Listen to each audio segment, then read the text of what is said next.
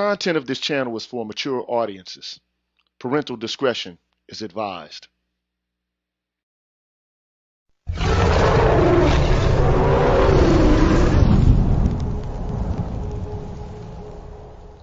You're tuned in to the Green Gorilla channel.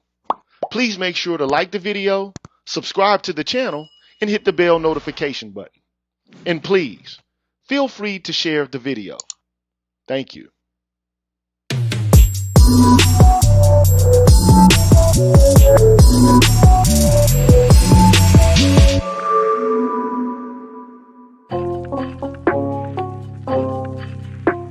What's happening, y'all?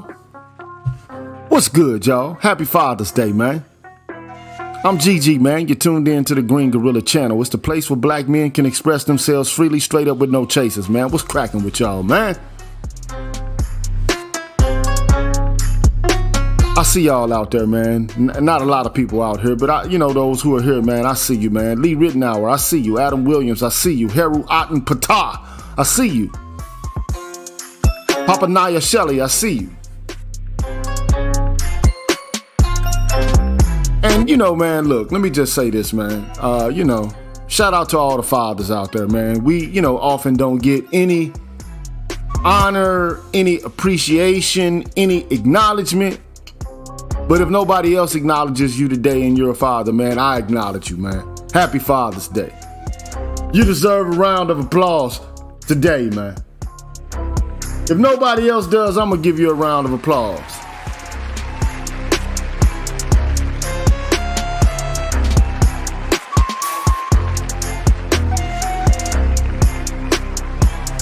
If nobody else gives a damn, I give a damn, man. Shout out to all the fathers out there. Because, to be perfectly honest, wouldn't be no babies without no daddies. Ain't no baby daddies and ain't no babies. That ain't no ifs, ands, buts, or maybes. That's the truth, Ruth. Better get it through your thick head. There ain't no babies without daddies. But the father is not really acknowledged or appreciated in our culture. Not lionized, not esteemed, not held up. But this is a functioning feature of misandry in our culture, which, today we're going to have a conversation about the origins of patriarchy and what it actually and truly means. I'm going to go over the work of Dr. Tommy Curry called Reconstituting the Object. But, I just want to say, shout out to all the fathers again, man. You deserve a round of applause again. If nobody else appreciates you, I do. Fathers make the world go round. No daddies, no babies. No ifs, ands, buts, or maybes, man. So, they can diminish your value all they want to. They can try to, but at the end of the day, without you, there is no children. That's just what it is. And by the way,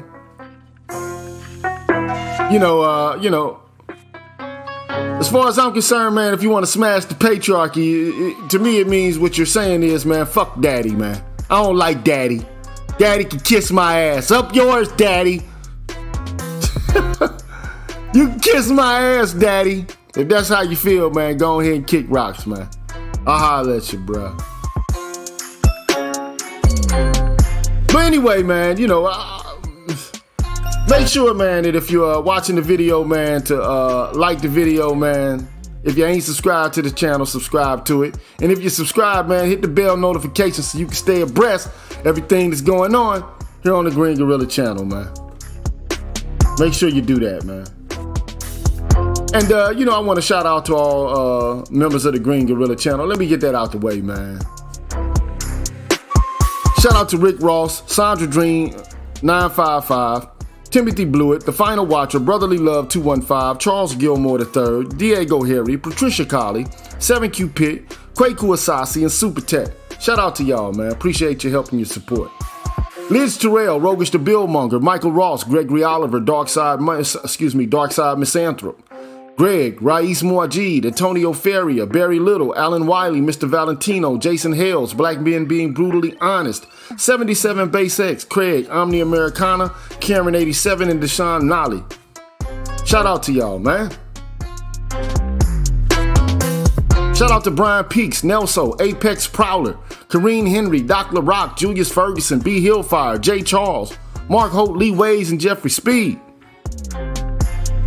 Shout out to The Face, Mark Swift, Show Me, Black Dog, Odd Collar, Deanne, Donald Watts, Cozy Corner, hiphop.ca TV, Coach DC, The Remedy, and Kashif Caldwell. Shout out to y'all, man. Shout out to Ominous Black, I Am Black Man, Nichita, True King 337, Mr. Blue Collar, Barnolis, and Kyle J. Sura.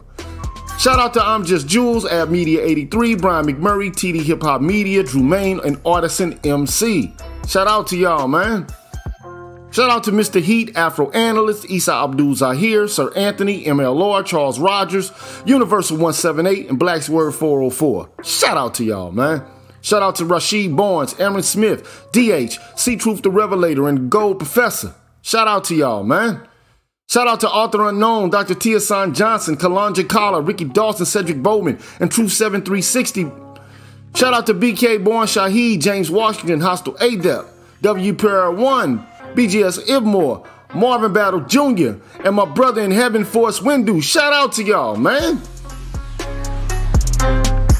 And on the Patreon side, shout out to Ryan, Darnell Smith, Chris York, Excalibur, Jason Warren, Soul Pen, Anu 219, Pursuer Prisoner, Taz, Quaku 217, Dragon 59, Supreme Ibmore, Adrian Hicks, Jay Bailey, Mr. Michi, Mo Mal, and the Sangwa. Shout out to y'all, man. Happy Father's Day.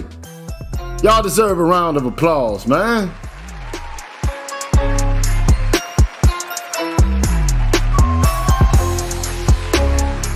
Y'all get my highest honors, and that's honest. And shout out to Mr. Blue Collar for the donation. I appreciate that, sir. Straight up, man. For real, though. Appreciate that. Really and truly, I do. And if you're wondering how you can also become a member of the Green Gorilla channel and help support the beans and doings that go on around here, well, this is how you do it, y'all. What's good, everybody? I'm the G with a PhD, and you're tuned in to the Green Gorilla channel, the place where black men can express themselves freely, straight up, no chaser. Today, I want to introduce you to my new membership program that consists of 5 levels where you can invest in the Green Gorilla channel on a monthly basis and receive level-specific perks. Memberships are special because they improve the quality of the content of the channel and will help me to be able to keep the channel going. Now, to participate in the Green Gorilla channel membership program, all you have to do is hit the join button, which is located right next to the subscribe button on my channel page. Now, for all of my subscribers who decide not to participate in my membership program, nothing will change. The content will keep coming the way it always has. Thanks for watching, and be careful out here, people. Bless. All right, man, you know, we back. You know who I am, man. I'm GG. You're tuned in to the Green Gorilla channel. It's the place where black men can express themselves freely, straight up with no chasers, so we don't hold punches back. We'll put you in the arm bar. We'll pull your elbow and your shoulder out of socket if need be. We don't hold no punches here, man. We'll knock your teeth out your mouth if need be. We're going to hit you with a dose of the truth, right smack dab in your face, man. It just is what it is, man. That's how we do. And if you can't handle the truth, man, well, then, you know, you might want to go back to the little channels that you watch and, you know, the content that you perceive and that you absorb, you know, go ahead and do what you do, man. But if you hear, whether you're male or female, you can be gay or straight, black or white, whatever it is, brown, purple, yellow, I don't care what it is. We're going to hit you with a dose of this reality. That's what we do here on the Green Gorilla channel. And look, just to let you know, man, if you want to talk about Father's Day and, you know, the patriarchy, it's my strong belief that the patriarchy was eradicated by white men themselves in 1839 with the Custody of Infants Act in England. Because prior to that time, men received full custody of children in divorce cases. So if you want to talk about the end of the patriarchy, it wasn't something that women did. It was something that men did in England.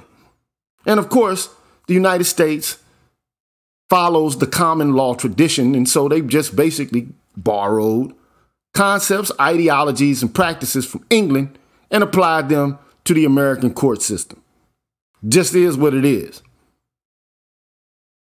So before they enacted this Custody of Infants Act in 1839, all men received full custody of the kids in divorce cases. You don't believe it? Look it up.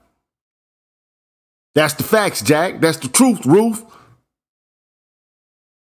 Men were perceived as the primary caretakers of children, not women. Now, this act, this Custody of Infants Act, allowed women to petition the court just like men do now in order to get custody of their kids. But the situation was flipped in a different direction.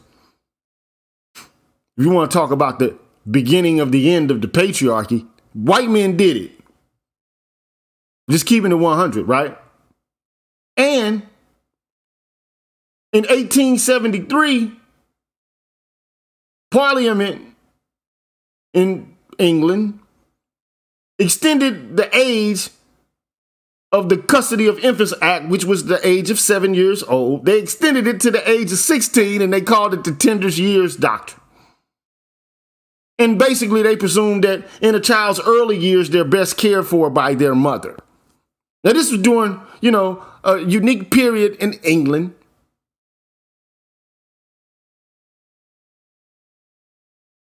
But prior to this unique period, I'm not going to say exactly it was the Victorian era, but we're talking about around about that time. Victorian England.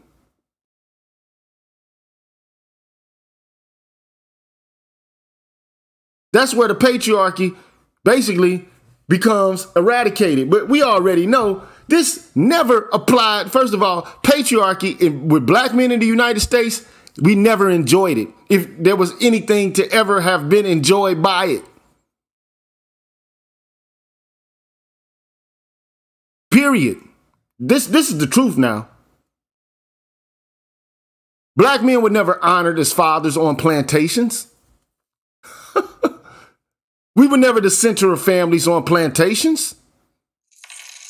You couldn't be the head of the family on a plantation. They did everything to take away your power in the familial situation on the plantation.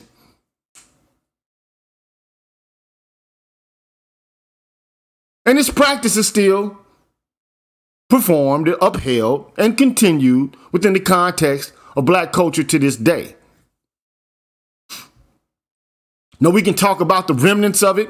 We can talk about epigenetics. We can talk about how tradition is passed like a torch from one generation to the next, and how habits and practices that people are subconsciously or unconsciously not aware of, but how these habits get handed over from one generation to the next, whether they're pathological, functional, dysfunctional, whatever the case may be. We can have a conversation about that. But I'm talking about the lionization of black fathers has never really actually been there. Beginning from the outset. So it's no strange surprise that, people don't pretty much honor black fathers currently. But that's just my opinion. That's just my viewpoint. If you're a feminist, rolling in for the first time and you're hearing the content of the Green Gorilla channel, welcome. But I am here to critique your orientation to the world. If you don't like it, well, fuck it. I don't care, because you don't give a fuck what our feelings are. So why should we give a fuck about what your feelings are? Just my viewpoint. Hey, you can't critique and not be amenable to critique. You can't just point fingers without realizing that there's three pointed back at you. So for every time you make a claim or an allegation that some group of people are somehow pathological or somehow ontologically evil, well, then you got to sit back and you got to do some self-reflection also, because you're only telling one side of a story, because, you know, usually there's three sides to a story, to be perfectly honest. There's your side, the other person's side, or the other party's side, and the truth. But unfortunately, all we're getting is shaming, guilting, blaming, deflecting, crying and wailing. We need to get accurate about this. We need to get to the nitty gritty and get to the roots of what's really actually going on.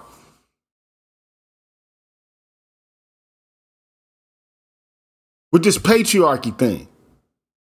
And what actually patriarchy is. Now, yesterday I did a show and I basically, you know, read from the work of Tommy Curry, who basically demonstrated that white women's perception of themselves as a minority group was predicated upon the historical sufferings of the Negro population, and in particular black men. So their whole narrative that allows them to claim minority status was predicated upon an experience that they really didn't even participate in. We talking about the same women who are part of the colonial and the slave-based project, who now get to declare that their white men treated them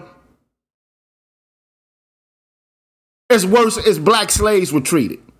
And in particular, as black male slaves, who are among the worst treated, the most violently assaulted, the most heinously abused. Now all of a sudden, they get to participate in all of that, in any form of retribution or any kind of reparation that might be enacted in order to rectify those past injustices. Now it all goes to them. All the fucking work that black folks did gets siphoned off to them motherfuckers.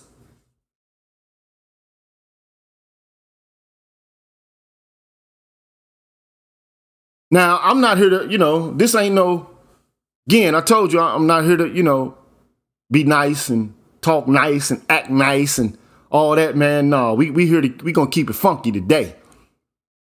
And, you know, I'm going to finish what I did, but today we're going to talk about how actually patriarchy is not a system where men are working in collusion against all women as a class. That's just not historically accurate. There's no empirical evidence that that has ever occurred in history. That there's just a group of men who all collectively agree that they're going to do everything that they can to stymie, to halt, to hinder the progress of women as a class. That's not what patriarchy has ever been. But that's how it's classified now, and it's primarily classified that way so that white women could come in and, you know, get some goodies and gimmies and grab them and swing their Gucci booty feet over the fence of oppression and then declare that they need help. They need affirmative action, which, by the way, they are the primary beneficiaries of all civil rights policies and affirmative action policies. White women who were slave owners and who were also at lynchings, who were during desegregation also present, spitting on black boys and girls trying to integrate the school systems in the South and in the Midwest. Yes, y'all was there, Karen. Becky, you was there. You was there. Might not like to hear that, but, you know, you're not going to get, you know, absolved of any responsibility with some tears and shit and crying in front of white people and shit. Not today. Your tears don't get, I drink them tears. Just like the black feminists say, I drink Becky's tears. I drink them. I drink that shit. I get energy off that, like, you know, Castlevania, like I'm Dracula or some shit. But anyway, man, let me get to this, man. You know, let me get to this. Let me inform you about the beings and doings of what patriarchy actually is, according to the musings and the thoughts of Dr. Tommy Curry. And look, if you feel so inclined, please make sure to make a donation. I'm about to bury my head in this document, so I'm not going to be able to see what's going on in the chat for a little bit of time. But trust and believe, I'm going to lift my head back up from time to time to see who's there and to honor those people who make a donation if they make any at all. I just want to wish you a happy Father's Day. And I want to actually define for you or describe to you an alternative characterization of what patriarchy actually is and how it operates in Western culture. Particularly. So let's get to this, man.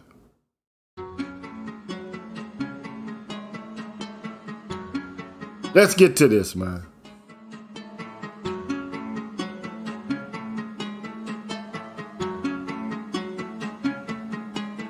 Now, in the first paragraph, what Curry does is here, man, is he basically, establishes that when you have theories that try to account for the way things are and what groups suffer from what kind of ailments and what kind of maladies in culture and society, when you look at the empirical data, man, it's clear who's suffering and who's suffering the most. But the theoretical analyses that we have don't really provide us a great heuristic to actually understand that, because everybody else wants to say, well, theoretically, well, we're so oppressed. You would think that white women were more oppressed than black male slaves.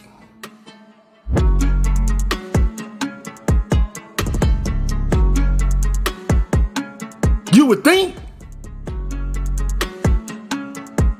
You would think they had it worse. So therefore, man, he goes into the fact that, look, when you look at it, man, there are a few theoretical analyses that can account for the economic stagnation, the political situation, and the high rates of mortality among black males in these here United States. Black men's wages are basically and have remained practically unchanged since desegregation. As a group, black men make roughly 51 cents to every white man's dollar.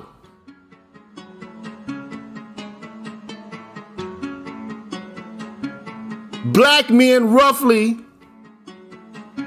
make 50 cents to every white man's dollar. Despite being born in the middle or upper classes, black men have the highest rates of downward mobility of any race, sex group in the U.S. These economic disadvantages are compounded by the fact that black males have the lowest life expectancy, the highest rates of incarceration, and are the only group in the U.S. where police killings are a leading cause of death. Now, despite black males reporting the highest rates of intimate partner victimization and sexual contact violence victimization over a 12-month period in the U.S., there's been no academic interest in their suffering or theories to explain their race or sex disadvantage compared to their female counterparts and other race, sex, racial, and ethnic groups throughout the country. So in other words, they're in the academy, they don't give a fuck.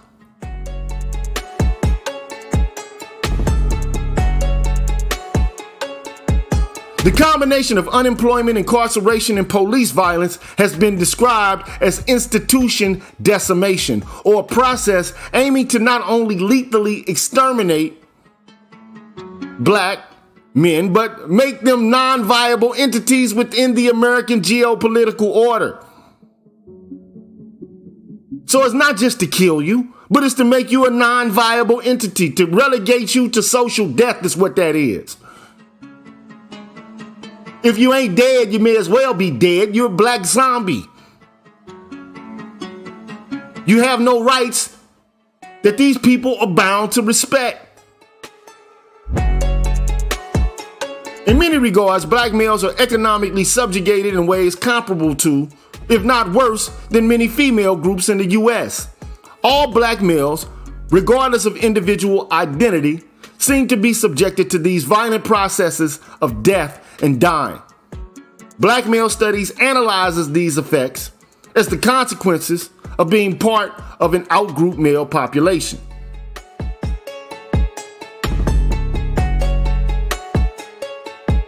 So you get that. So while you thinking you're strong and you're alpha, the data basically decries all of that bullshit. I wish you would just stop acting like you fucking all these goddamn John Henry Strong motherfuckers out here. I'm gonna stop the music, cause you're really not. You ain't blowing up like that. You ain't popping off like that. You ain't got it going like that. You just don't. Stop lying, man. We're hemorrhaging. We're hurting out here.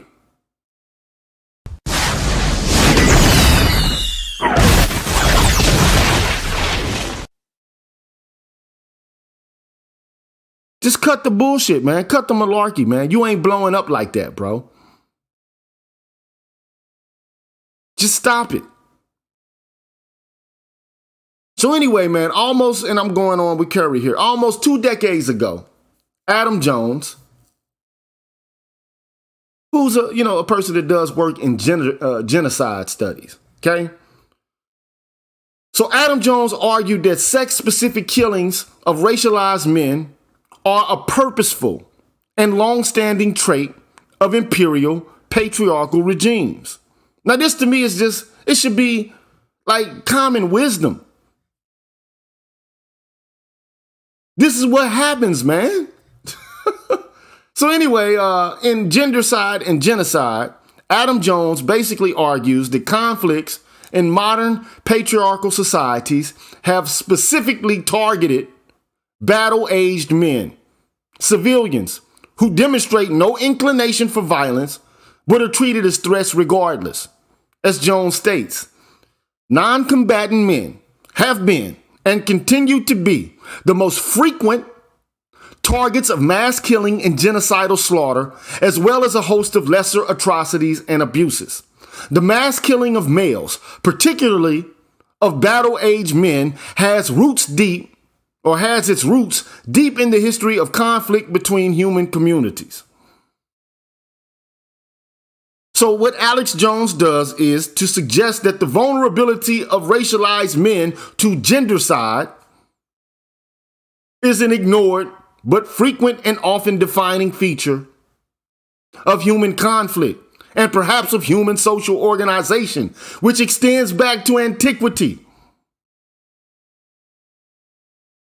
The extermination of black men and boys in the United States operates similarly to maintain social order and racial hierarchy throughout society. This is a sex-selective strategy that attempts to remove the black male from civil society through violence, death, and population-level strategies, as Augusta Del Zotto explains. And I don't have a graphic for Augusta Del Zotto, but I do for most of the other scholars that are mentioned here in the text. But this is Augusta Del Zotto. In the U.S., the systematic objectification and control of poor, particularly black males, likewise plays an important role in maintaining the desired social order. In this case, it is informed by the long historical tradition of objectifying black males. While the black female as threat can be controlled through policies of manipulation, the black male as threat requires the implementation of policies of direct force to keep him at the margins and policies of containment to ensure that he does not encroach upon the serenity of growing industrial parks and gated communities. She deserves a bomb for that shit right there. Mothership connection.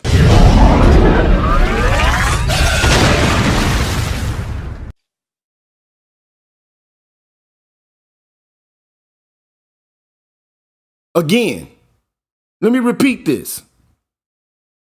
While the black female as a threat can be controlled through policies of manipulation, the black male as threat requires the implementation of policies of direct force to keep him at the margins. I don't understand what people don't understand about this. I don't get what people don't get about this. We can see evidence of this everywhere. except for when it comes to feminist theory, especially intersectional theory, which would argue the exact inverse.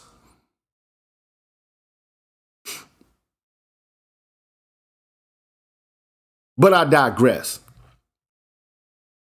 Jones and Delzato build their theory of male gendercide from the work of the Jamaican education theorist Errol Miller, who explains that Western patriarchal societies create rigid and violent divisions between dominant group males and alien or racialized males.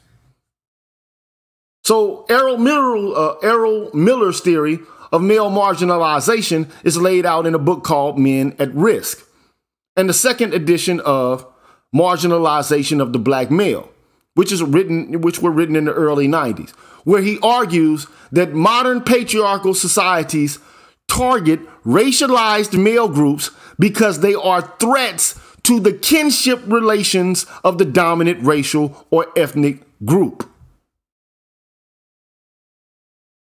According to Miller, patriarchy has historically marginalized men not covered by the covenant of kinship. Filial and fraternal bonds have always mitigated how men use power over other men who belong to the group. Throughout history, such men have been perceived as threats and treated as such. So if you're not inside of the kin group and you're another male, they say, fuck you, off with your head. We're trying to depose you and to put you down as low as we possibly or potentially can. That's how it works, man.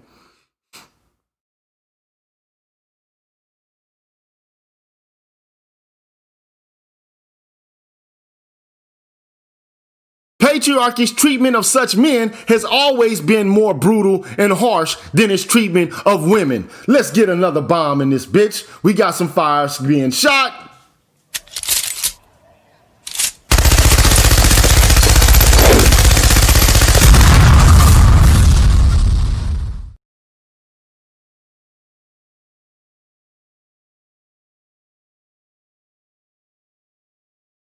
Patriarchy's treatment of outside group men has always been more brutal and harsh than its treatment of women. This contradictory and inconsistent feature of patriarchy has been mostly ignored. And you know why it's been ignored. It's been ignored so Becky and Karen can get her little gimmies, goodies, and grab 'em. This is what the fuck it's about.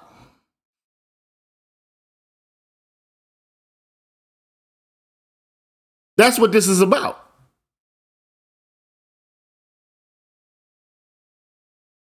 So Errol Miller sought to understand the function of male marginalization outside the structures of the Western metropole, or the metropolis. A project RWS Connell has only recently begun undertaking. So basically, what Curry's doing is trying to show you right here is that Miller's been working on this idea since the early 90s. Now you got RWS Connell, who's only recently begun thinking about it in this kind of way. But we have to go through her because she's a white woman, I guess, perhaps, maybe. Fuck the black male who's been arguing and having discussions about this phenomenon since the early 90s. Oh, we need to go to the authority, right? The white woman. Maybe she knows best. Maybe she's in an epistemic position to know more than the people who are actually undergoing the shit, I guess. Oh, well, you know, hey. Outside the metropole, gender kinship relations organize the use of violence and death. Miller understood decades before Connell that hegemony was an in-group phenomenon. Now, if you don't know what hegemony is, man, go look the shit up, man.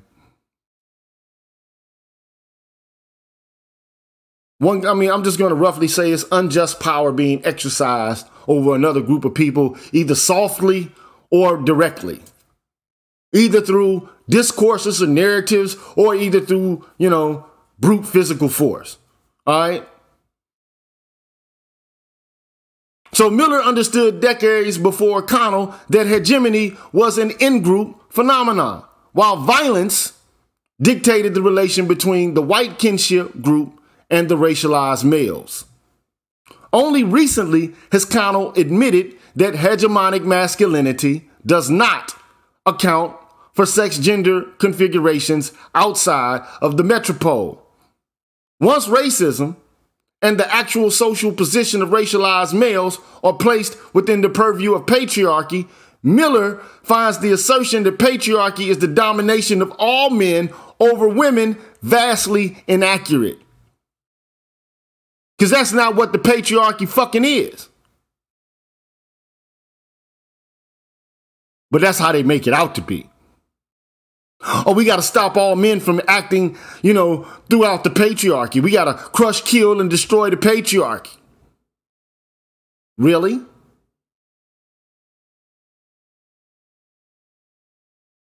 All men are involved in the patriarchy. Really?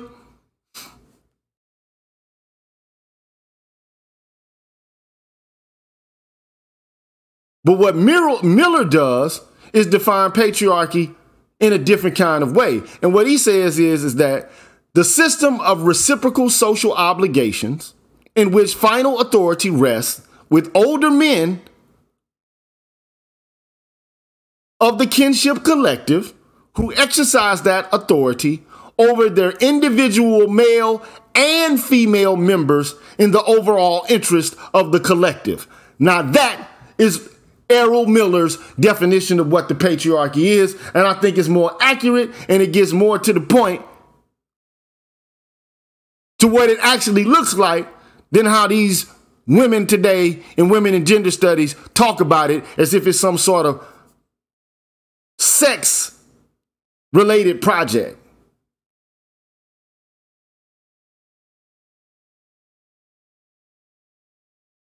Miller argues that the Weberian definition of patriarchy as women and younger men being ruled by older men who were heads of household is more useful than the feminist definition of patriarchy as a system and practices in which men dominate, oppress, and exploit women. Because the feminist understanding of patriarchy emphasizes an ahistorical claim about patriarchy not being foundationally rooted in various differentiations between kinds of men.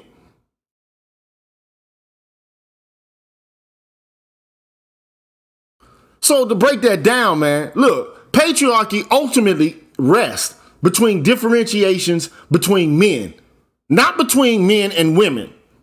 It ain't got shit to do with women for real. It's got to do with in-group and out-group men. That's what it has to do with. Not women, inside and outside group men.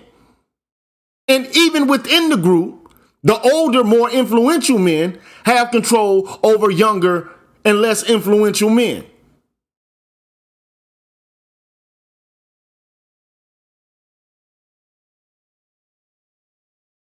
It ain't just all men are colluding to destroy and to oppress and to dominate and to subjugate women. That's fucking silly. But this is what we get to, which actually happened to black men. The experiences that black men have, white women took as their own and utilized it in order to get goodies, gimmies, and grab-ems. And now they done put us in the category of patriarchs because we're men, we got penises, so now we have penis privilege.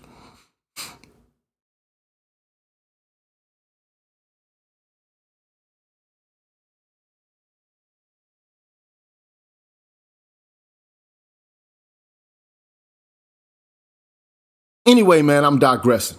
So Miller, and it's Errol Miller, concerns himself with the kinship relations that patriarchal Western white societies aim to establish and maintain against alien male groups. My definition of patriarchy includes genealogy, gender, and generation, and insists that recognition of genealogy is critical if the complexities of patriarchy and gender are to be better understood. Miller theorizes that racial patriarchy's stake in extending kinships is the basis of social organization and the rubric for how such groups design hierarchies. So Miller asserts that rather than unbridled violence towards all others, that is, not patriarchs, patriarchies aim to define kinships biologically and culturally, rigidly protecting them through violence and social institutions and practices.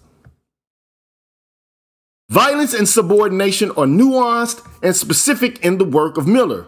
He explains, gender and generation elements relate mainly to internal relations of the collective, while the genealogy elements define its external boundaries and relations.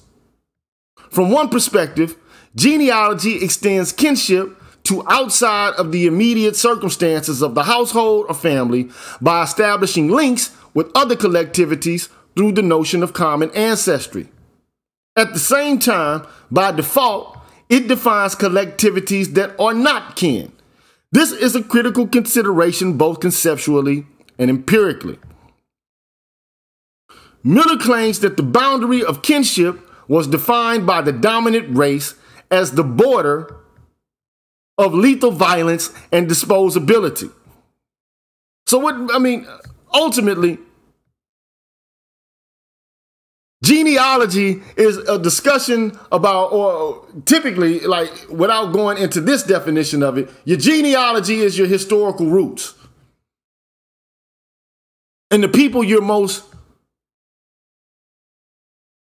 closely related to in relation to tribe or clan or something of that nature.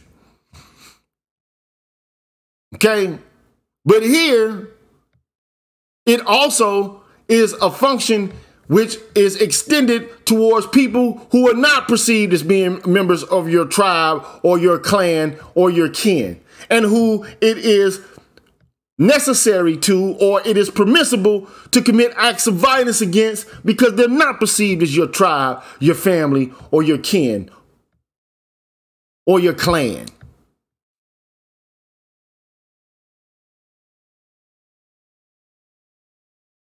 This is a critical consideration both conceptually and empirically. Miller claims that the boundary of kinship, as defined by the dominant race, is the border of lethal violence and disposability. When patriarchal collectivities interacted outside boundaries where kinship could be established, whether factual or fictive, then one group had to submit to the hegemony of the other. So if you ain't part of my clan or my clique, I got to put you down or I got to put you under me. You got to get down or lay down.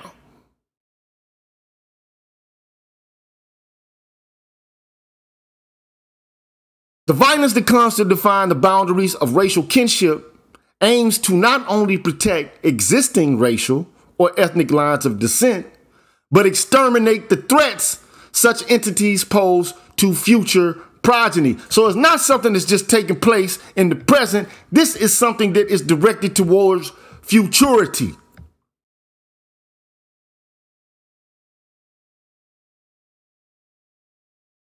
Dominance against alien group males then is also a proleptic endeavor. And proleptic is just a fancy ass word, foreshadowing. It indicates futurity, all right? That's what it means. Some future shit. By this, I mean to convey how the violence and dehumanization of a selected male outgroup not only asserts the present danger of their existence to the dominant racial group, but also how the existence of racialized males, black males, are a threat to the futurity of the group.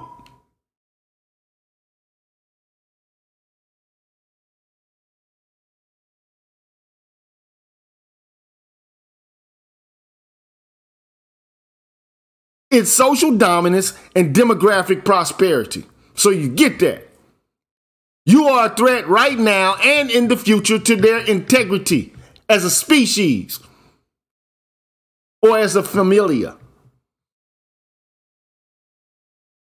Current racial hierarchies sustained by violence, thereby convey the aspirational nature of racism and sexual violence against these groups of men to make them not viable, to dehumanize them or to caricaturize them right? Dehumanized caricatures of existential beings.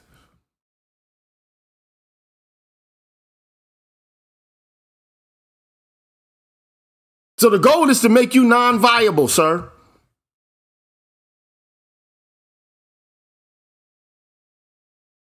That's the goal, to make you non-viable.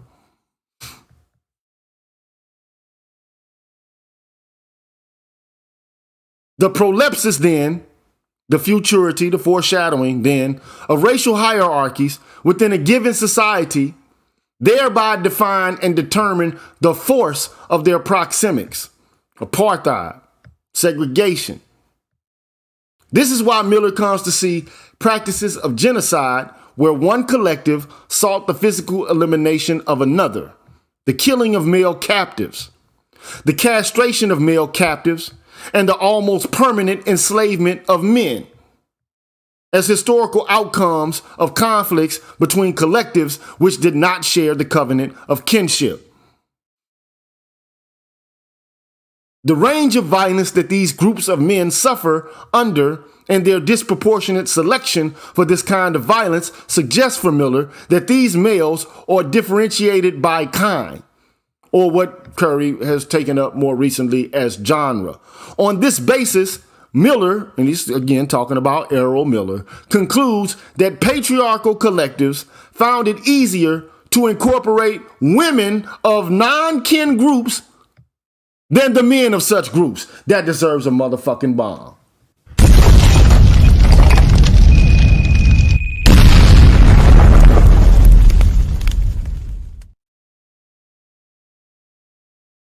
Let me read that again just in case you missed it.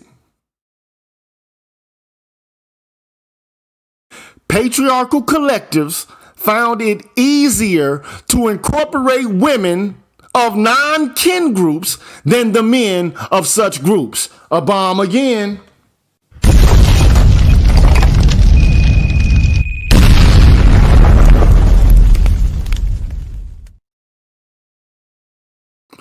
Meaning, it's easier to have, in the case you're talking about black folks, it's easier for them to interpolate women into their sphere than it is men, because men pose a threat to their endogamy. Women do not.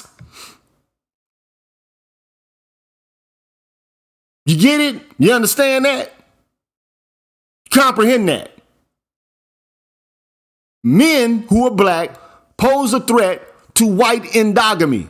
Black women do not. Also, they pose no physical threat to the white male patriarchal structure. So, I mean, you know, I'm not trying to be ignorant, man, but like, we got to start telling the truth and to be candid and realistic here, man. This ain't about fucking acknowledging or recognizing or rendering people visible or invisible. This is reality.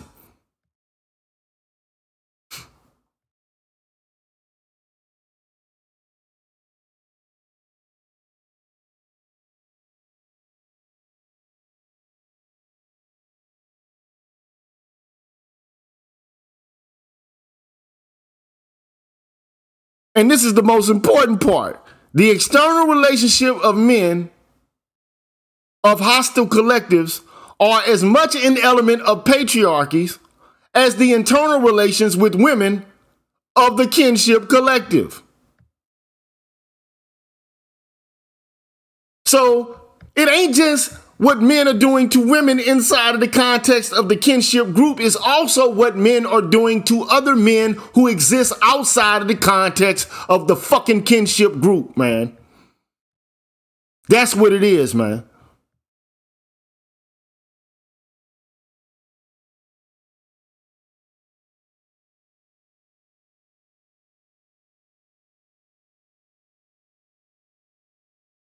That's what it is, bruh. But you know what feminist theory does? Of course, it downplays. It underemphasizes this notion. But in Curry's own words, so I don't bastardize his own thoughts and ideas, feminist theory has tended toward emphasizing an idea of patriarchy as class warfare between all men versus all women. And some of these motherfuckers love this bullshit. I don't know why y'all love this fake ass war predicated upon fake ass theorization that has no grounding in fucking empirical reality. But a lot of people love this shit, especially women. A lot of black women love this shit, thrive off of this fucking coonery buffoonery. And a lot of black men do too.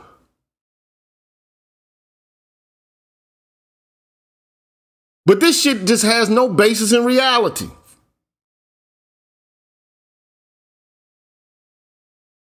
Some of you motherfuckers got daddy issues and just want somebody to fucking lash out against.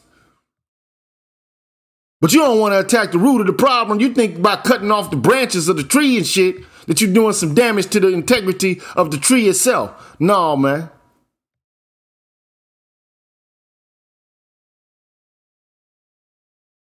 You ain't fucking with Zaddy program. But I think most of y'all know y'all not fucking with Zaddy program no goddamn way. You just want to get with Zaddy program.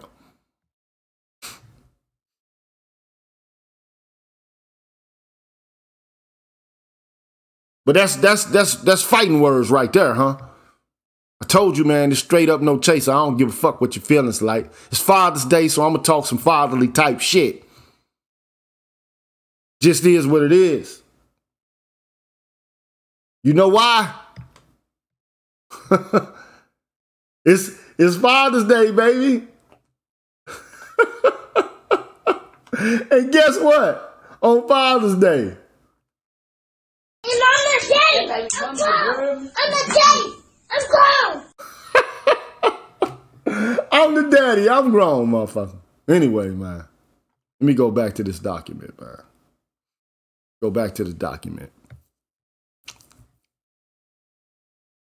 So despite historians, such as Gerda Lerner, arguing against this notion of women as an oppressed class because women have comprised many, if not the majority of societies that have dominated other subjugated groups, yes,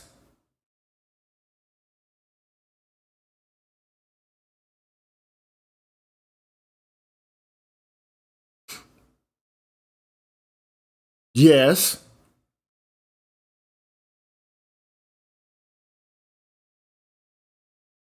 yes,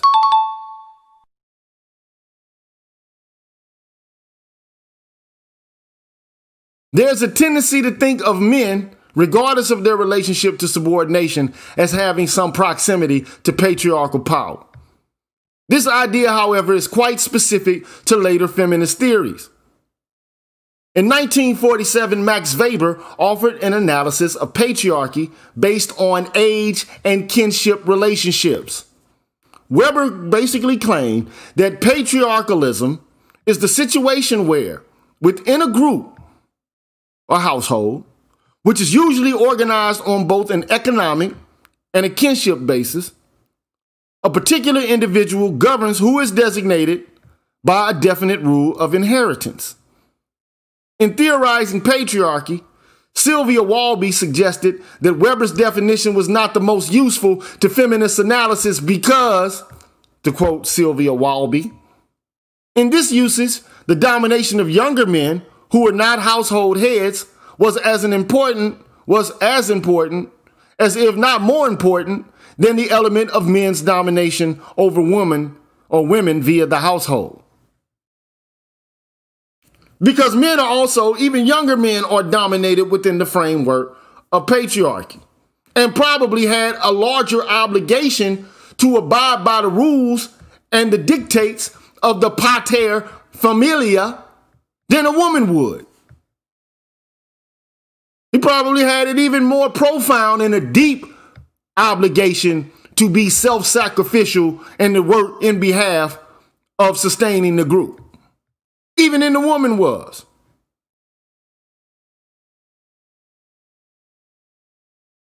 But we don't want to go there. So Sylvia Walby said, well, I don't like Weber's thing because he's not talking about us and, you know, we're so important. We just need to be taken into consideration more.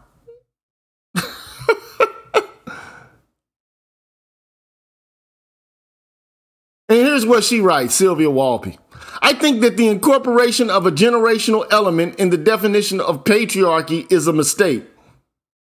It implies a theory of gender inequality in which this aspect of men's domination over each other is central to men's domination over women. So in other words, we're going to abstract away from reality itself in order to develop a theory which is more congenial to women being oppressed and suppressed by the power of men, and fuck men, what men are going through within the context of the framework of hierarchies and Western patriarchal cultures. Fuck all that. We already see here, fuck men. And all throughout this is a callousness towards what men have to undergo within the framework of hierarchy as well.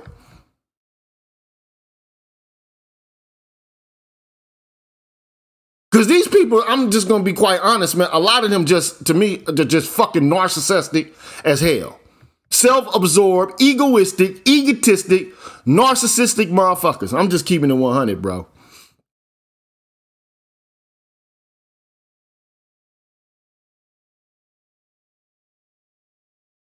And Curry himself says, this response by Walpe is curious.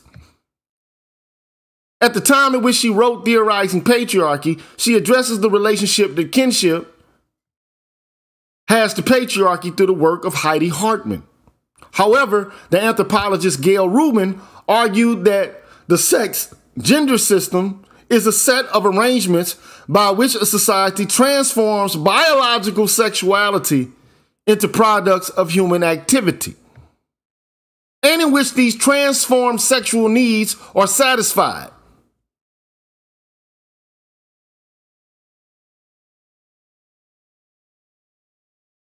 Rubin claimed that patriarchy as a term confused rather than clarified the forces and social processes that maintain sexism.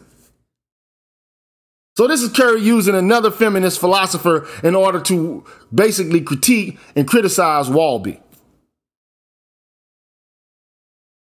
Rubin claimed that, again, patriarchy as a term confused rather than clarified the forces and social processes that maintain sexism. Rubin believes that it is important to maintain a distinction between the human capacity and necessity to create a sexual world and the empirically oppressive ways in which the sexual world have been organized. The problem with patriarchy is that it assumes both of these ideas without distinction. The lexicon, or the language of patriarchy, began to overshadow the processes which sustain patriarchy in societies. Rubin argues that kinship relations are central to the philosophical and physical anthropology of societies. A kinship system is not a list of biological relatives. It is a system of categories and statuses which often contradict actual genetic relationships. There are dozens of examples in which socially defined kinship statuses take precedence over biology. Kinships organized social types. They are made up of and reproduce concrete forms of socially organized sexuality. Inspired by the ethological analysis of Engels, Rubin argues that the sex-gender system is empirical and observable as a system that produces the fissures and concretization of sex-gender beliefs in society. This is why Heidi Hartman emphasizes the idea of kinship as a circumstance within which the Oedipal complex occurs. Hartman believes how people meet their sexual needs, how they reproduce, how they inculcate social norms in new generations, how they learn gender, how it feels to be a man or a woman occur within the sex-gender system. The idea that men became patriarchal through assimilating into the Holy Family and Oedipal order through kinship systems was common. The separation of patriarchal kinship by race was the contribution black men brought to analysis of sex-gender systems in the 70s and 80s. That's a lot to unpack there.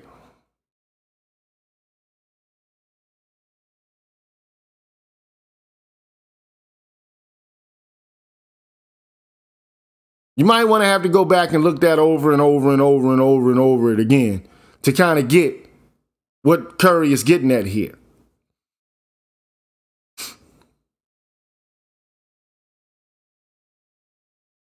But anyway, going on further, the irony of this argument made by Walby and continued by many feminist authors is that it is this distinction between groups of men, be they hegemonic, subordinate, or marginalized, that has made Raewyn Connell's work globally recognized despite being described by Weber in the 40s, black male sociologists in the 80s, and later developed into the subordinate male target hypothesis by social dominance theories in the 90s.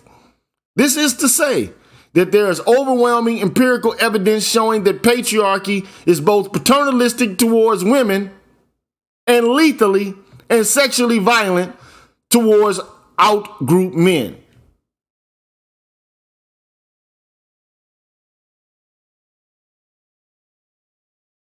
Walby wants to maintain an understanding of patriarchy that is exclusively about women. Consequently, she believes that the inclusion of generation in the definition is confusing. So this whole notion of why generation has to be included there and why she wants to exclude it is what Curry is talking about in that previous paragraph, to demonstrate that you can't just abstract away from generation and genealogy and just get rid of it. You have to keep it there because empirically, that's how it works out. It's not just something that happens to women within the context of a relationship of kinship. It's also something that happens to men, even within the kinship relationship, and other men who exist outside of the context of the kinship relationship. But of course, they just want it their way. I want it my way. I just want it my way.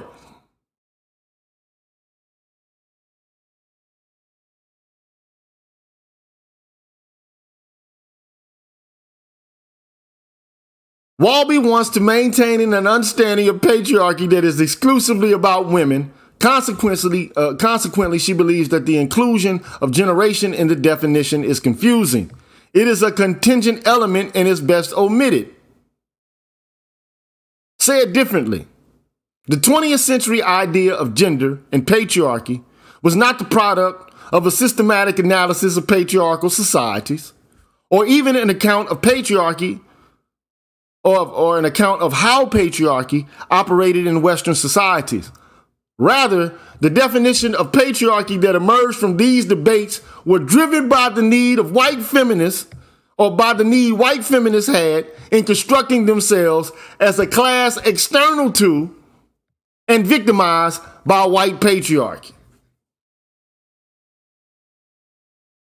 They just made the shit up.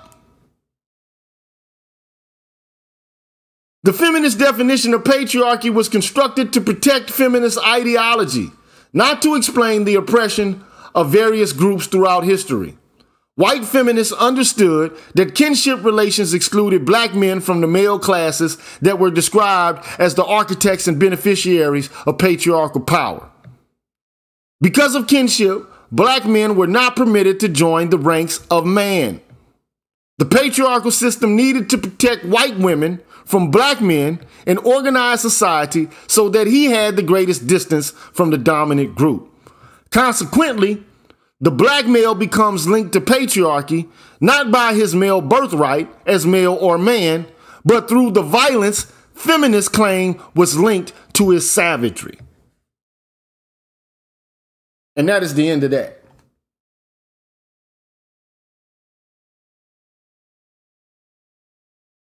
I'm going to take a quick commercial break and then we'll be back with the Green Gorilla channel. Holler at you in a second.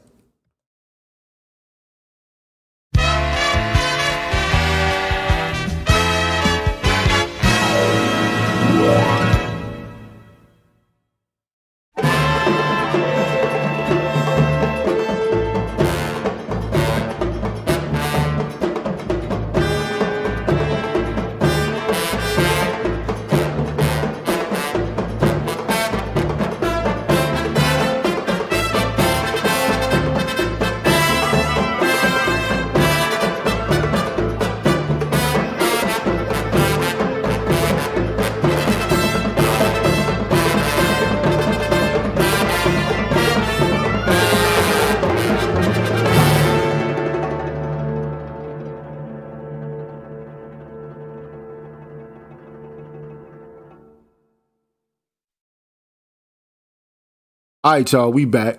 You know who I am. I'm Gigi. You're tuned in to the Green Gorilla channel. It's the place where black men can express themselves freely, straight up with no chasers.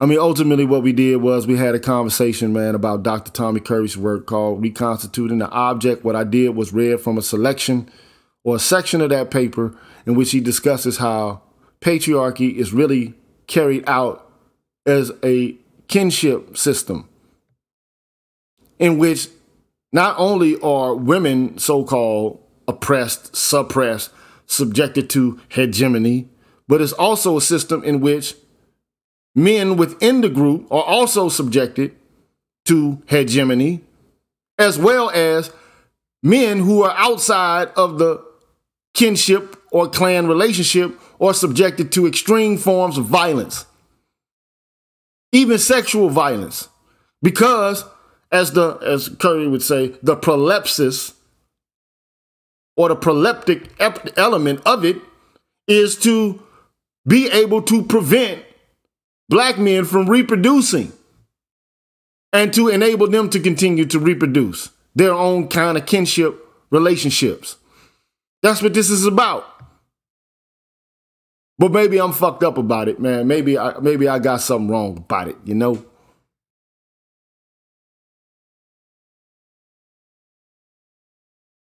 They made patriarchy just about them. And they want to smash it. These motherfuckers really don't want to smash the patriarchy for real. They just talking a bunch of shit. All they did was found a way to include themselves as a minority group so that they could get goodies and gimmies and grab them to people who have fought for them, who really had a justifiable claim to them, so they could just basically create acts of subterfuge for that. To me, all this shit is a ruse. So you mean to tell me Elizabeth Cady Stanton and Susan B. Anthony had a worse off life and were treated worse socially than the average black man within the context of the Jim Crow South or the Reconstruction South? I'm not buying it, man. I'm just not. Stu, welcome to the Green Gorilla channel. Are you there? Yes, I'm here. Can I be heard clearly? You can be heard quite clearly. Oh, okay. I just learned recently that this actually works. So it's good to be able to use in instances like this because, you know, this topic, man, is very groundbreaking and very revelatory, you know, because a lot of the issues that, you know, we're dealing with as black men today in this society and some of the social conditioning that's going on with, you know, the so-called LGBT movement and, you know, today black men trying to establish their place within the social construct, you know, to see that it goes back so far as the creation of the so-called patriarchy is just, you know, is just so astounding. It just really, it really makes you see how well, you know, the rhetorical ethic, you know, of white supremacy is used to actually influence such a mass number of people into initiatives and projects designed to actually control and or eliminate a specific group of people. And that group of people happens to be black men. You know, we really got to realize that and be able to construct measures to counter, you know, these actions and to build ourselves up as a people. I agree, brother. And you said that pretty eloquently. And, you know, oftentimes, man, I kind of go off the rails and I get emotive. And, you know, I try to make points that are quite often, you know, agonistic and rhetorical.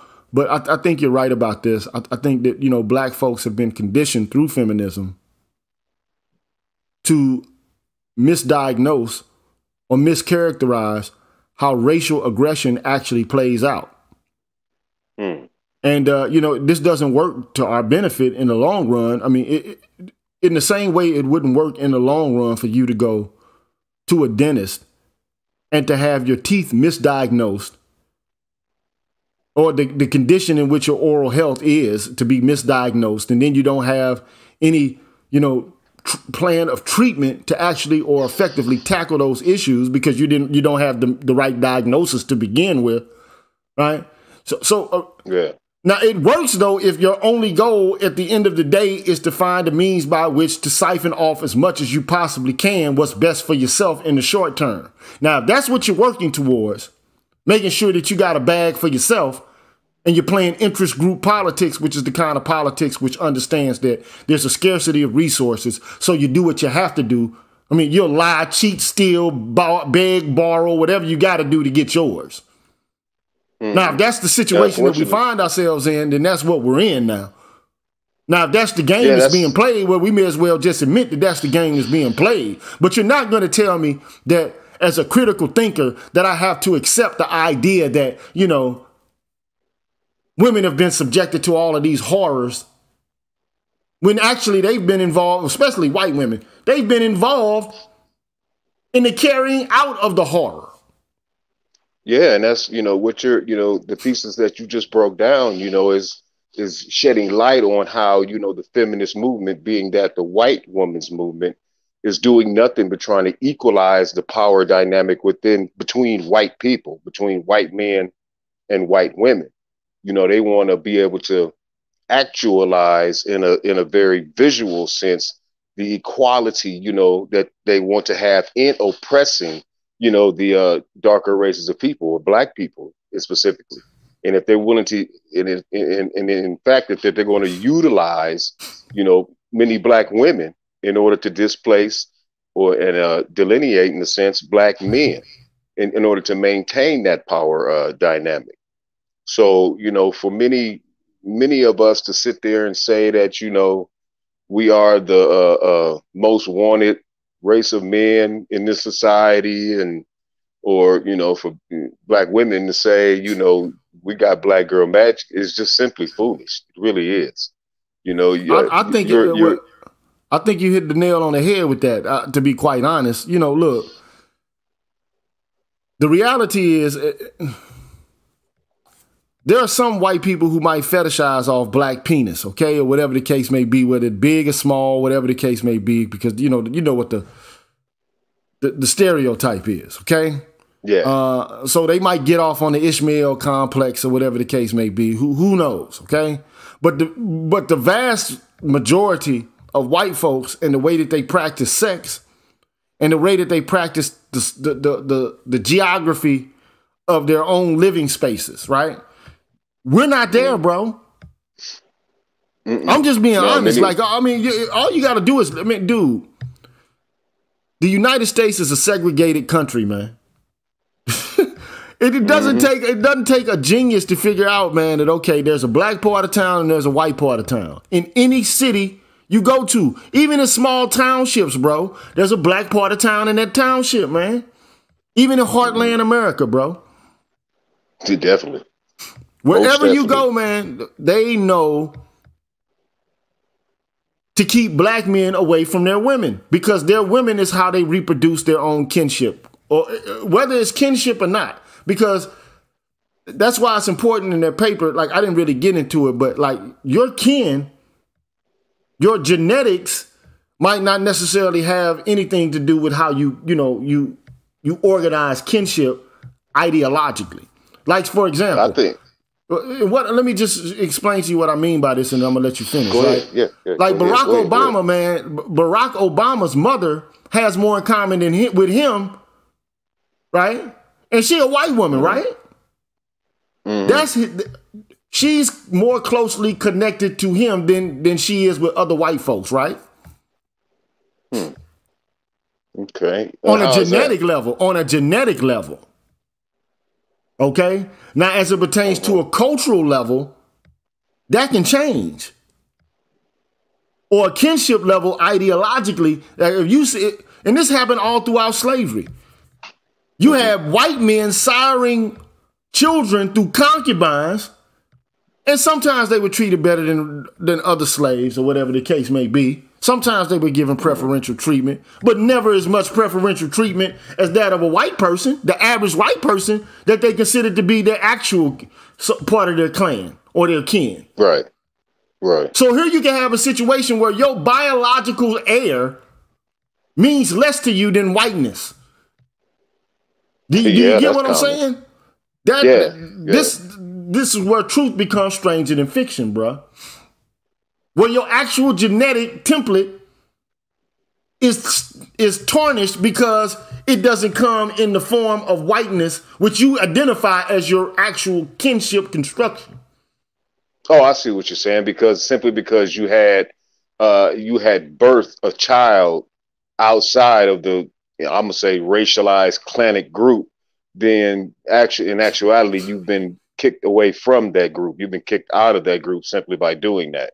Is that what you're saying? Well, I'm not saying you kicked out of it, because white men were fucking black women as concubines and having all kind of black babies.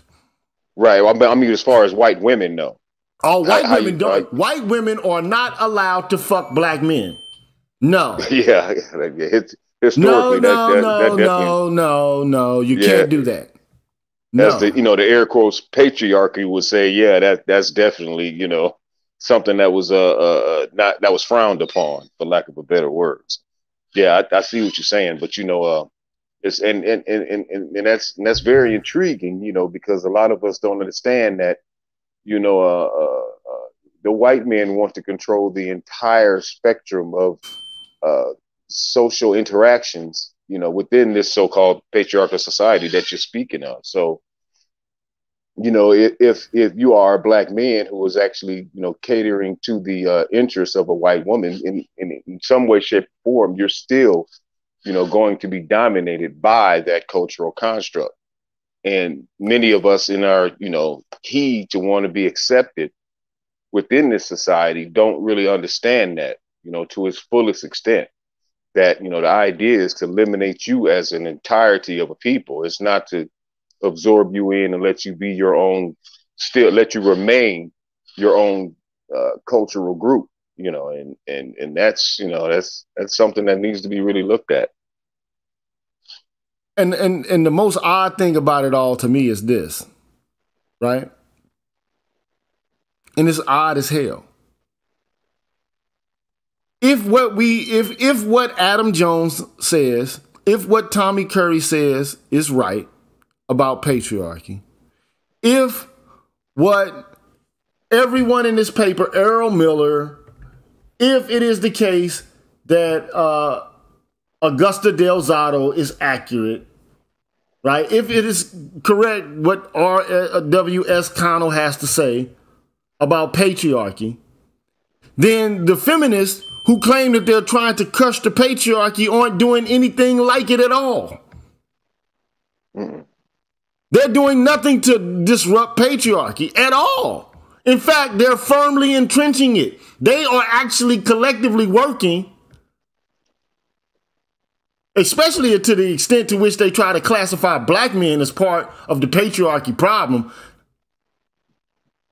They're actually abiding by the domain. I mean, well, not the domain, by the principles of patriarchy. They are carrying it out unknowingly and unwittingly.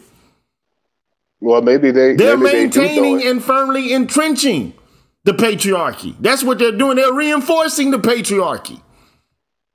If it's meant for the patriarchy to maintain an out group of men, yeah, that's what they're actually doing, and that's why much of the rhetorical aspect of the feminist movement that targets black women is actually beneficial in helping that, and having many of black women actually attack, the out group male black men for that system of white patriarchy. That's just astounding. I mean, once that paper is published, man, hopefully it gets some legs, and it really runs its course throughout the black manosphere, because it really gives you a lot of understanding and how, and what we need to do, and well, what we need to understand about how we construct arguments henceforth, when you're dealing with, women who choose to call themselves black feminists. Hopefully that really gets published.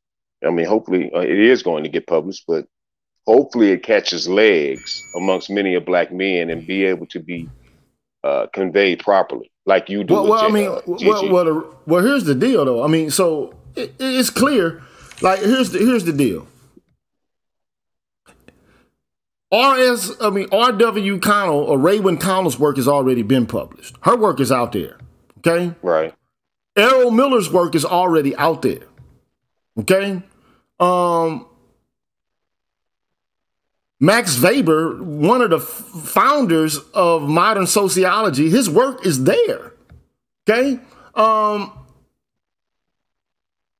And there are, Gerda Lerner's work is there. Okay. She's an economist and also a feminist. Okay.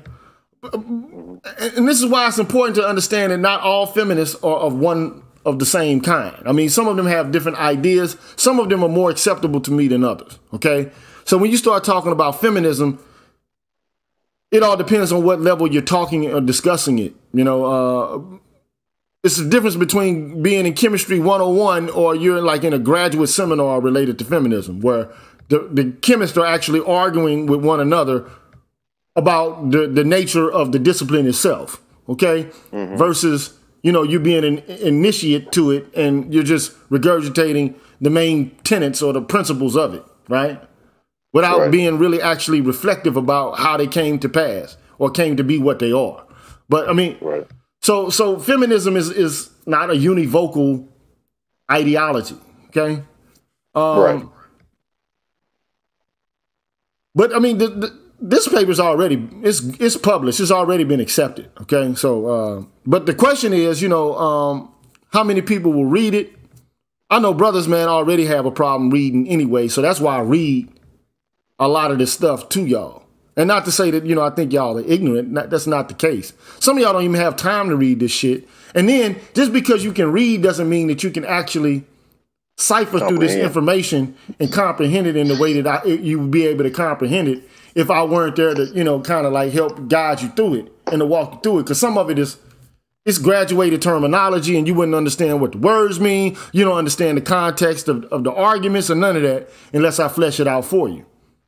That's you get good. What I'm saying? Yeah, that's a good thing to have because many of us really do need that. But I'm a firm believer in if there's words that I do not understand, that grab a dictionary, and then maybe that'll help you understand a little bit better. That needs. That's how I did it. That needs to. Yeah, that's that I feel that needs to be a tantamount principle within men seeking knowledge. Is that if there's words you don't understand, humble yourself and get a very good Oxford or Webster's dictionary and learn the word and the meaning of the word that you couldn't comprehend at the moment. And what's dope is Jason Hellsband basically says he's read The Racial Contract by Charles Mills. And so he's learned, he's already employing the ideologies contained within those books or those texts already, like epistemology of ignorance or inverted epistemology. He's got that at his disposal. That's the whole point, to be able to give brothers these terms, these ideas, these concepts, and these viewpoints, so that when they, like people talk to them and they, just come off the cuff, that they can defend themselves if they have different kind of inclinations politically or ideologically themselves. Right, and that's the point. Right. In order to challenge the narratives. And most of these people, man, who, promote crush the patriarchy and all this shit, they haven't read these works, man. They haven't read feminist philosophy at all anyway. They haven't read Walby. They haven't read Gloria Steinem. They haven't read Betty Friedan. They haven't read this shit. They're just talking some shit they got from blog pieces. Yeah, that's why it's important. Yeah, this is the culture we live in. It's a cupcake snowflake culture, man, with people professing to have in-depth knowledge of shit that they don't have in-depth knowledge of at all. And that's unfortunate, but that's it. Go ahead. I was gonna say, can I ask you a question? Yeah, go ahead. Yeah, you being a philosopher, you understand the beginnings of how opinion was legitimized throughout history.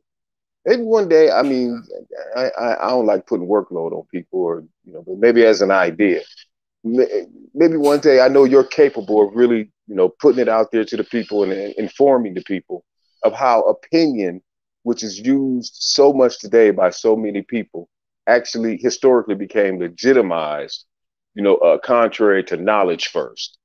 Maybe that's something, a program you might want to do one day if you'd like to.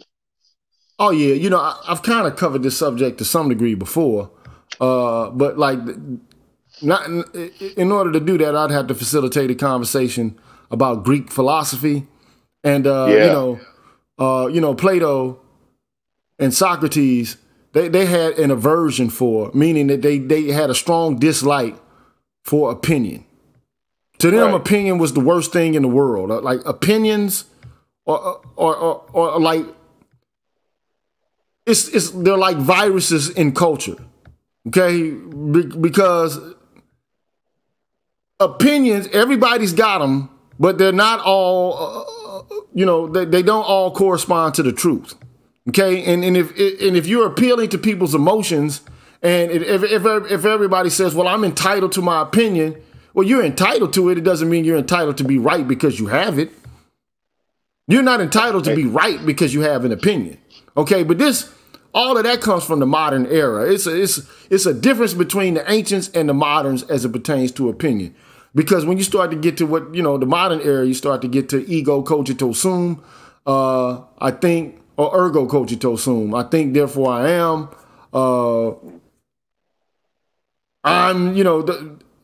What happens inward becomes a measurement of, value and judgment about, what ought to be, as opposed to something externally imposed. And so, like with the modern era, you get like this extreme subjectivism, and all this shit about it's my opinion. Man, I'm like, look, some opinions are better than others, man. Like if you want the opinion of somebody who is gonna fix your car, you can either go down the street and get the crackhead, or you can go, get a certified mechanic, a master mechanic who can fix your shit, and they got like insurance. Which one do you trust? Now, I'm not saying that some people won't be down on their luck and that they didn't have that status before, but I mean, I'm just saying, like, also, okay, let me put it a different way. If you're having problems with your lungs, you are not going to go to a fucking foot doctor, a podiatrist, man. It's just not gonna work, man. I mean, he might have he might give you some knowledge about, because he has a general knowledge of the body, but he's not a cardiopulmonary doctor. So why are you talking to him about your fucking lungs?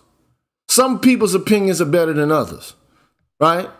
And some people's opinions match more closely to the truth. This is the reason why you got the scientific method and why you have logic to begin with, to try to ascertain, what is opinion versus what is reality. That's the goal. And this is one of the reasons why black male studies should have its moorings within empirical data, which philosophy doesn't do. Philosophy can, which is what a lot of feminist thinking is just fucking literature review and philosophy and, deconstruction and, Marxian critique and all of that kind of shit. It's cool. I get it. I understand it. But there's limitations to that. And look, when people are fucking dying, man, and people are living, below the level that they could, because you got a group of privileged cupcakes and snowflakes who want what they want, and a whole society that's hell bent on making sure that they get it, then I got an issue with that, man. Like they can bend reality. Like this shit is like bending reality. These motherfuckers are like using enchantments and playing with concepts and words in order to like build new forms of reality itself, man. Look, how they form, for lack of better words, how they form rhetorical content to actually influence the opinions of a mass number of people to move in a direction that becomes self-beneficiary only to them and self-destructive towards others.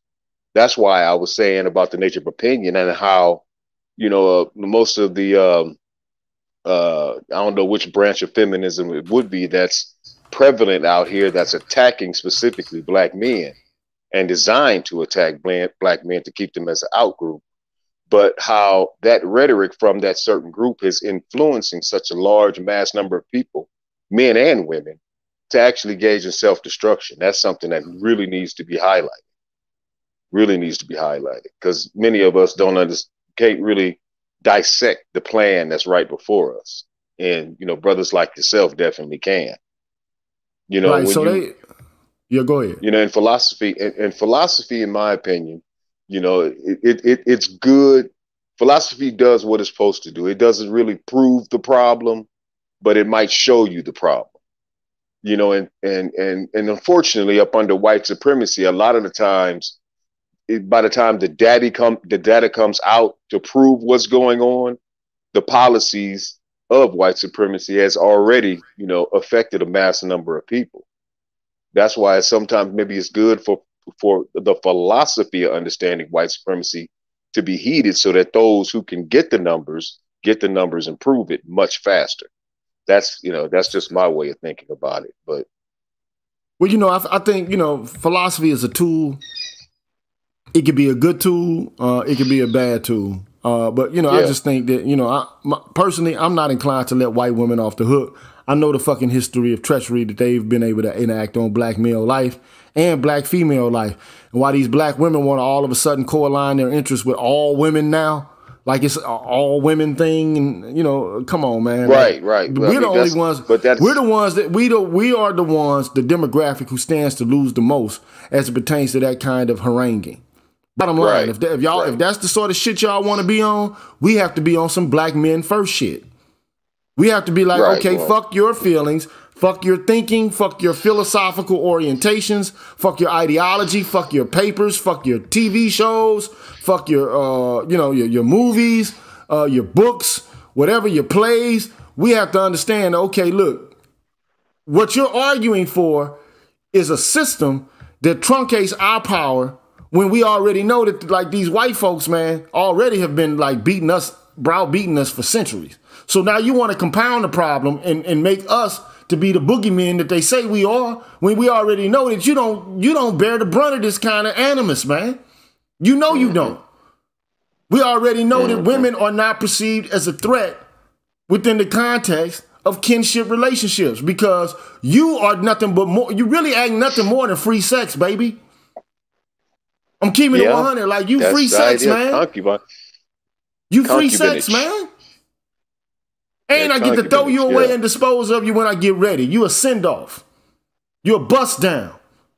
Now, if that's the position you want to occupy perennially, then go ahead and do that. If that's what you fucking feel like, that's where your allegiances are. That's where you're gonna relegate your children to, and your boys, sons to this subservience. Go ahead, man. Keep on with that, man. If that's what y'all want to do, y'all keep doing that. No, but at the end of the day, I'm just not going for it anymore, man. And it ain't got shit to do with red pill. It ain't got to do with purple pill. It got to do with, okay, look, here's reality, man. This is just the way the shit is. Patriarchal societies are set up where men play games, defined games against other men. Period. It's a game played amongst men. Now, all weapons are optional. If you are a black woman and you say to yourself, okay, well, you know, I picked the other team, they squad, you know, I'm gonna fuck with them because they look like they winning. Okay, well, all right, well, you gotta do what you gotta do. But don't come fuck with us and then try to play the mind trick on us like you're really working in our interest, when you actually serving us up on a platter to Zaddy and to Miss Ann. Don't do that, man. Don't try to play both sides of the fence and act like you working for our liberation and our freedom while you fucking us in the ass. Come on, man. Don't do that. Yeah. Don't do that.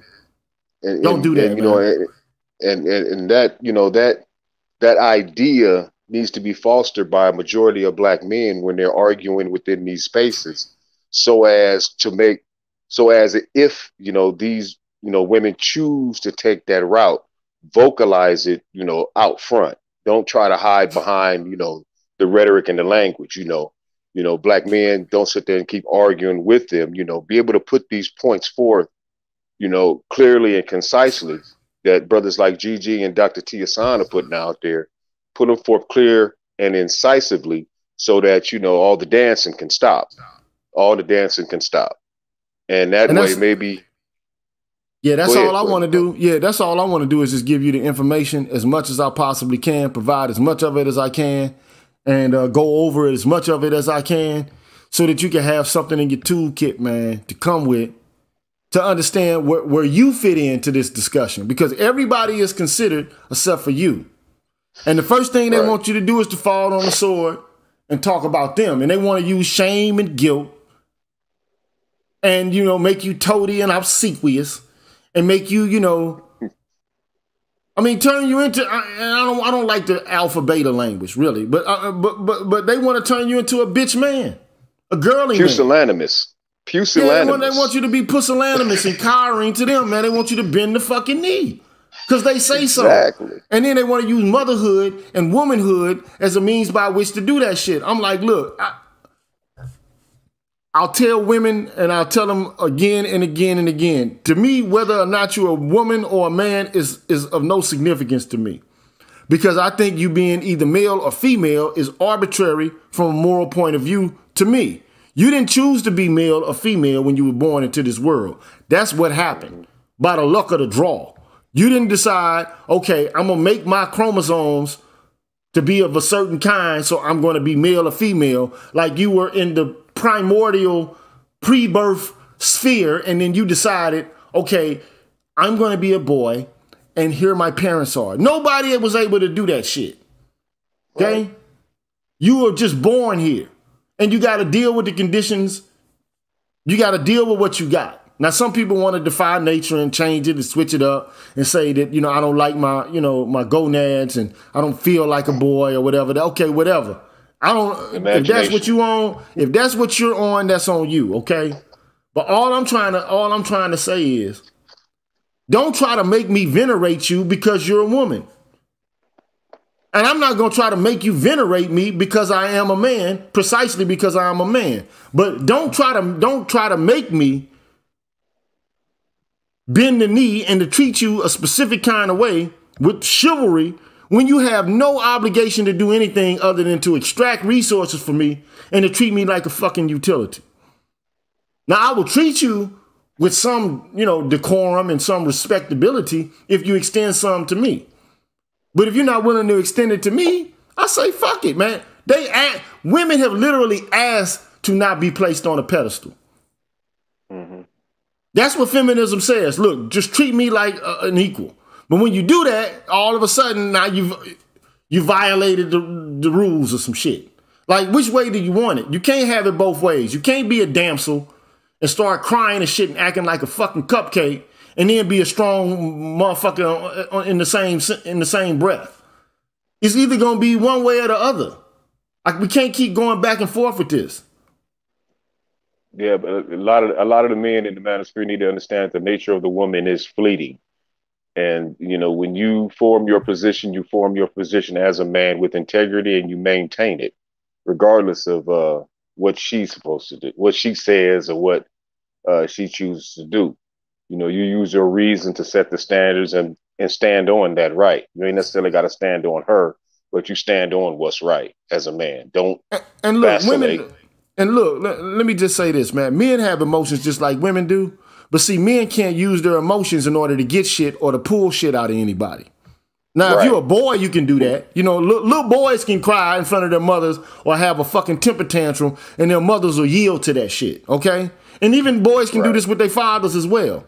But nobody allows a grown-ass man to do that. Nope, not at all. You know, women can do this shit as they get older. They can still act like little girls and shit and regress. Okay? And then when they regress, everybody's so worried about the regression, it must have been a man that caused this shit. Fuck that. You're grown too. You're a grown-ass woman. I'm not going to allow you to fucking regress and to retreat behind a wall of tears. Fuck that shit. I don't care if you're crying. And you ought to be grown enough to take criticism without calling it or reducing it to misogyny. Because you can fucking critique us all day long, say shit about us all day long, and then never ever have to be regarded as engaging in misandry. So, but anyway, man, you know, all I wanted to do is give you that gem this afternoon, man. It's 5/24. It's Father's Day. You know, it is what it is. It's a day where men, you know, are honored for being fathers. Sometimes we're not actually, you know, honored the extent to which we should be as we are fathers. But understand, ain't no children in the world without daddies either. If that sperm ain't spilt, that mother ain't got no milk. Yeah. You get what I'm saying? Gotcha, man. If it ain't if it ain't the seed and the field, no child should be revealed. It just is what it is. You know what I'm saying? That's the natural order. That is the natural order, and there's no other way around that. And I want to say it again. I said it in the beginning. The reason why women have so much power in our culture today is because of the children.